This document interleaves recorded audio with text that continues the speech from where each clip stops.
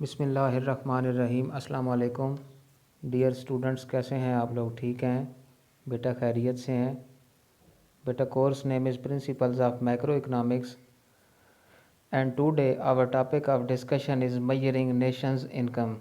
बेटा, इस टॉपिक के अंदर हम ये डिस्कस करेंगे कि किसी भी कंट्री की या किसी भी नेशन की, किसी भी इकानमी की जो नेशनल इनकम होती है उसको कैसे मेजर किया जाता है।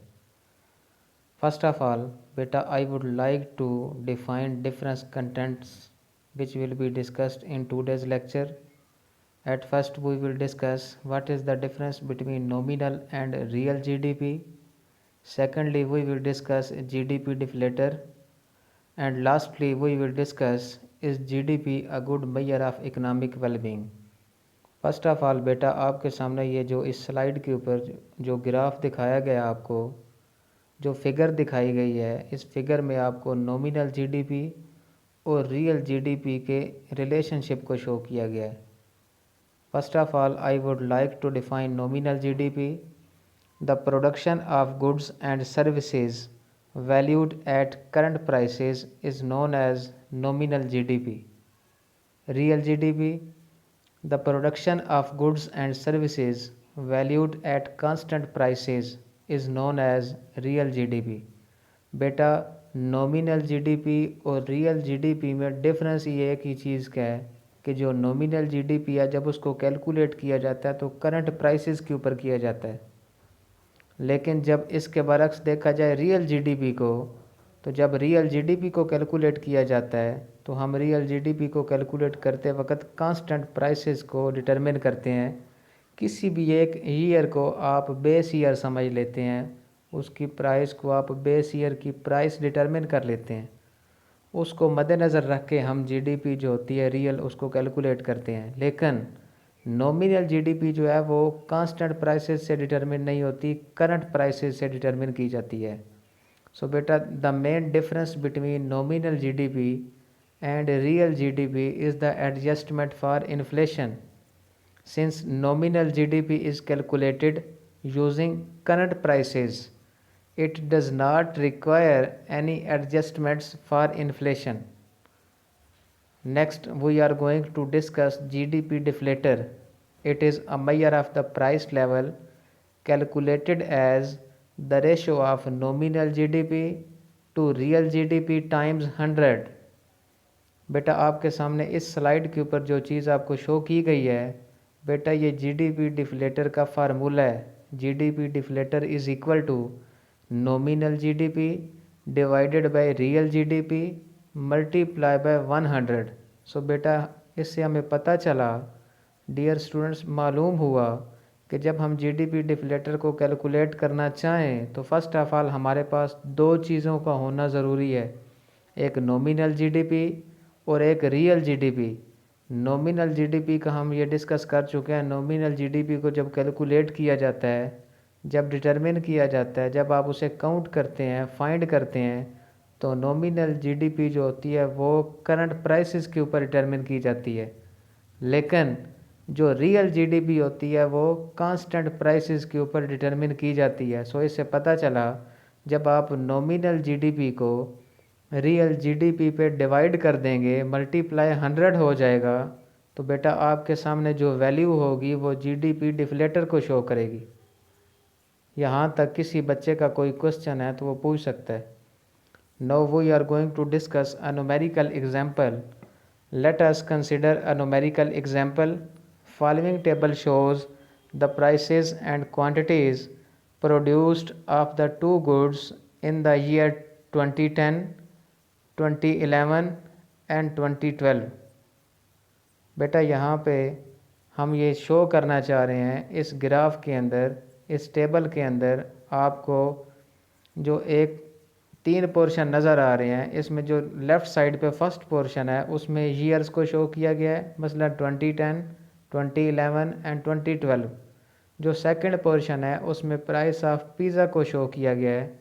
Price of pizza mean in 2010 the price of the pizza was $1. In 2011 the price of the pizza was $2. In 2012 the price of the pizza was $3. बेटा लास्टली जो थर्ड पोर्शन को शो किया गया है, ये क्वांटिटी ऑफ पिज़्ज़ा को show कर रहा है। 2010 के अंदर क्वांटिटी ऑफ पिज़्ज़ा थी 100 यूनिट्स। 2011 के अंदर जो क्वांटिटी ऑफ पिज़्ज़ा थी वो है 150 यूनिट्स, और 2012 के अंदर जो क्वांटिटी ऑफ पिज़्ज़ा है वो 200 है।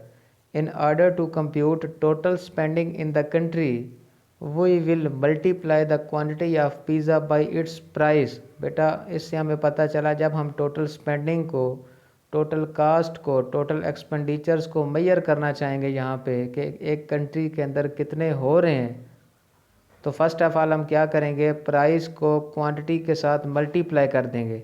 इन the year 2010 100 pizza are sold at a price of $1 per pizza. बेटा ये आपको टेबल के अंदर शो किया गया है। So the expenditures on pizza equals $100। अब क्वेश्चन ये रेज होता है कि $100 हमें कैसे हासिल हुआ। हमने 100 पिज़्ज़ा की जो क्वांटिटी है उसको $1 से मल्टीप्लाई किया, तो आंसर हमारे पास $100 पिज़्ज़ा को, जब पिज़्ज़ा की प्राइस को जब क्वांटिटी से मल्टीप्लाई किया तो $100 हमें आंसर हासिल हुआ, जो कि टोटल स्पेंडिंग है। Total spending rises from $100 in 2010 to $300 in 2011 and then to $600 in 2012. It is due to the rise in price as well as rise in quantity of pizza. Beta, now we are going to calculate nominal GDP. आपके सामने ये जो दो tables show किए गए हैं, इसमें मेरे बच्चे जो फर्स्ट टेबल है इसमें आपको नॉमिनल जीडीपी कैलकुलेट करके दिखाई गई है। इस टेबल के 3 पोर्शंस हैं। फर्स्ट पोर्शन में आपको टाइम पीरियड को शो किया गया 2010, 2011 एंड 2012। सेकंड पोर्शन जो है बेटा उसमें आपको ऑपरेशन यानी मल्टीप्लिकेशन का जो प्रोसेस है, जो नॉमिनल जीडीपी को कैलकुलेट करने के लिए किया जाता है, वो दिखाया गया है। फर्स्ट ऑफ ऑल आप देखते हैं कि जब आपने फर्स्ट पोर्शन में आप देखेंगे, सेकंड पोर्शन के सॉरी फर्स्ट पार्ट में जब आप देखेंगे बेटा, वो $1 पर पिज़्ज़ा को 100 से मल्टीप्लाई किया तो नॉमिनल जीडीपी उसके सामने आंसर 100 आ गया। सेकंड पार्ट है उसमें जब $2 पर पिज़्ज़ा को 150 के साथ मल्टीप्लाई किया तो आंसर 300 आ गया।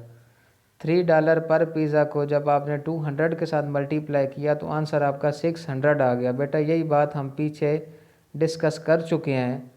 The total spending rises from 100 in 2010 to 300 in 2011 and then to 600 in 2012। बेटा ये देख सकते हैं कि इस टेबल के अंदर आपको ये चीज़ शो कर दी गई है। सो इससे पता चला नॉमिनल जीडीपी को फाइंड करने के लिए हमने प्राइस ऑफ पिज़्ज़ा को क्वांटिटी ऑफ पिज़्ज़ा के साथ हर ईयर में मल्टीप्लाई किया तो हमें हर ईयर की नॉमिनल जीडीपी कैलकुलेट होगी। अब हम चलते हैं बेटा रियल जीडीपी को कैलकुलेट करने की तरफ। रियल जीडीपी को कैलकुलेट करने की तरफ जब हम गए तो बेटा इस टेबल में भी आप देख सकते हैं 3 पोर्शंस हैं। फर्स्ट ऑफ ऑल जो फर्स्ट पोर्शन है टेबल का वो टाइम पीरियड यानी ईयर्स को शो कर रहा है 2010, 2011 एंड 2012। जो सेकंड पोर्शन है बेटा वो मल्टीप्लिकेशन प्रोसेस को शो कर रहा है। एंड जो लास्टली थर्ड वन है पोर्शन बेटा वो आपको रियल जीडीपी को शो कर रहा है।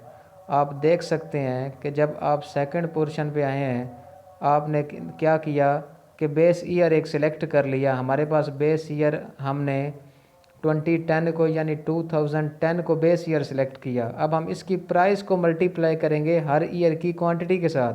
फर्स्ट ऑफ ऑल हमने $1 पर पिज़्ज़ा को जब 100 के साथ मल्टीप्लाई किया तो आंसर 100 आया। 2011 में हमने पीछे ये डिस्कस किया था कि हमारे पास क्वांटिटी ऑफ पिज़्ज़ा 150 हो गई थी, लेकिन अब यहाँ पे प्राइस चेंज नहीं होगी क्योंकि जो रियल जीडीपी होती है वो कैलकुलेट की जाती है कांस्टेंट प्राइसेस के ऊपर। जो बेस ईयर सेलेक्ट किया गया उस पर हम कैलकुलेट करेंगे। हमने बेस ईयर 2010 को सिलेक्ट किया जिसमें $1 प्राइस थी पिज़्ज़ा की। तो जब हम यहाँ पे 2011 की रियल जीडीपी कैलकुलेट करेंगे तो 150 पिज़्ज़ा को $1 के साथ ही मल्टीप्लाई करेंगे क्योंकि जो रियल जीडीपी है वो कांस्टेंट प्राइसेस पे कैलकुलेट की जाती है। 150 मल्टीप्लाई बाय 1 किया तो आंसर आपके पास 150 आ गया। सेम इसी तरह जब आपने 200 को $1 पर पिज़्ज़ा के साथ मल्टीप्लाई किया तो आपके पास आंसर 200 आ गया। By using the previous information and formula of GDP deflator, We can measure the GDP deflator for various following years. Calculating GDP deflator. बेटा हम पीछे ये डिस्कस कर चुके हैं। जीडीपी डिफ्लेटर जो होता है वो नॉमिनल जीडीपी को जब रियल जीडीपी पे डिवाइड किया जाता है तो मल्टीप्लाई 100 कर दिया जाए तो आपको जीडीपी डिफ्लेटर हासिल हो जाता है। ये पीछे हम इस स्लाइड के ऊपर ये पढ़ चुके हैं। ये जीडीपी डिफ्लेटर का फार्मूला है, nominal GDP divided by real GDP multiply by 100। तो बेटा इस स्लाइड के अंदर हमने जीडीपी डिफ्लेटर को कैलकुलेट किया है। हमने 2010 के अंदर देखा था हमारे पास नॉमिनल जीडीपी थी 100, रियल जीडीपी थी 100। जब हमने 100 को 100 पे डिवाइड किया आंसर हमारे पास आया 1। अब 1 को 100 के साथ मल्टीप्लाई किया तो आपके पास जीडीपी डिफ्लेटर की वैल्यू 100 आ गई 2010 के अंदर। 2011 के अंदर हमने ये चेक किया था हमारे पास जो नॉमिनल जीडीपी थी वो थी 300 और जो रियल जीडीपी थी वो थी 150। तो बेटा जब हमने 300 को 150 पे डिवाइड किया जीडीपी डिफ्लेटर के फार्मूला के तहत तो हमारे पास वैल्यू आ गई 2। जब हमने 2 को जीडीपी के फार्मूला के अंदर 100 से मल्टीप्लाई किया तो हमारे पास आंसर आ गया 200। सेम इसी तरह बेटा हमने 2012 के लिए भी जीडीपी डिफ्लेटर को कैलकुलेट किया। कैसे?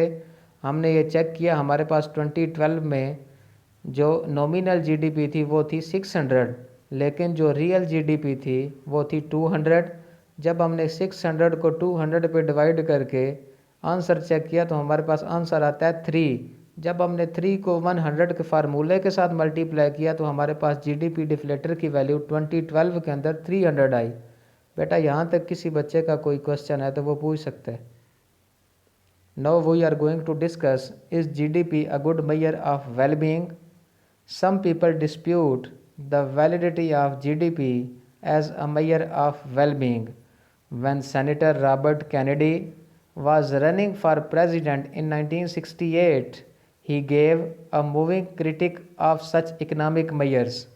बेटा हम ये जीडीपी जो होता है उसको मेजर ऑफ वेलबींग काउंट करते हैं। अब क्वेश्चन ये पैदा होता है कि इस GDP a good measure of wellbeing, क्या जो वेलबींग को कैलकुलेट करने के लिए मेजर करने के लिए जीडीपी को यूज़ किया जाता है, क्या ये मेजर ठीक है?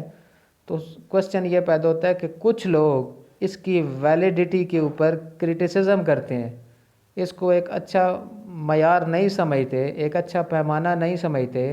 वजूहात क्या हैं? It does not allow for the health of our children, the quality of their education और the joy of their play.